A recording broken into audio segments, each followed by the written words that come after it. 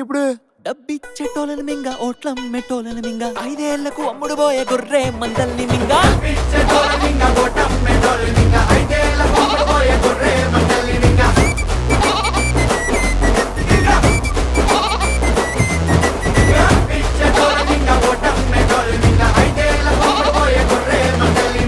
నాన్న మింగడం అంటే ఏంటి నాన్న? ఇప్పుడు డబ్బులు తీసుకుని ఓట్లు అమ్ముకున్న వాళ్ళందరినీ నమ్మిలి మింగేయాలన్నమాట. నమ్మిలి ఓకే నాన్న.